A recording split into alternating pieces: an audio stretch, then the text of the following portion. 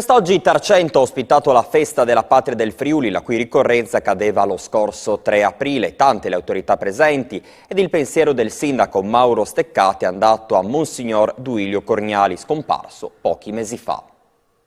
La patria del Friuli ha festeggiato oggi a Tarcento il suo 947° anno di esistenza.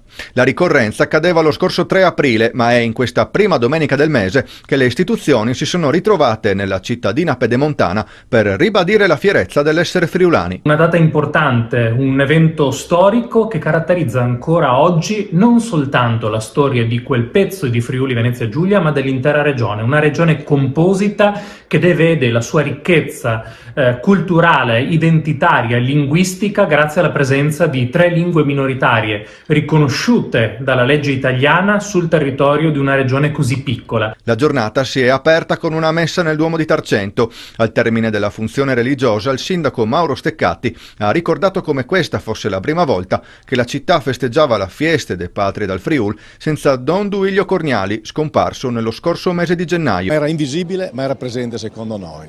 Lui avrebbe voluto tanto essere presente qui quando abbiamo organizzato, quando abbiamo saputo che Tarcento sarebbe stata individuata per l'anno 2024 come capitale del Friuli per una giornata. Lui era molto soddisfatto e contento, evidentemente ci manca molto la sua presenza per tutto quello che lui ha fatto. L'evento è stata occasione per ribadire l'importanza dell'autonomia regionale. Oggi non dobbiamo soltanto celebrare l'anniversario, ma dire quanto importante sia la nostra autonomia in termini di storia, culture, tradizioni e tutto quello che è determinazione e lavoro nel Friuli Venezia Giulia. E proprio quest'oggi è arrivato l'annuncio da parte dell'assessore regionale Barbara Zilli: il friulano sarà la lingua ufficiale di Gorizia 2025.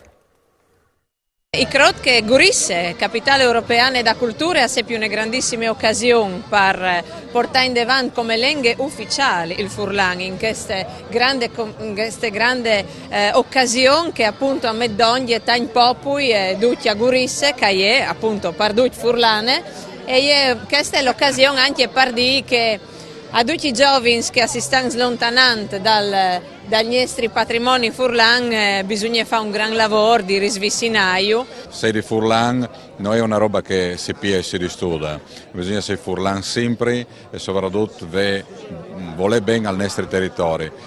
Che non sono parole weighty, sono parole che, come poi di qualsiasi altro momento, sono piene di significato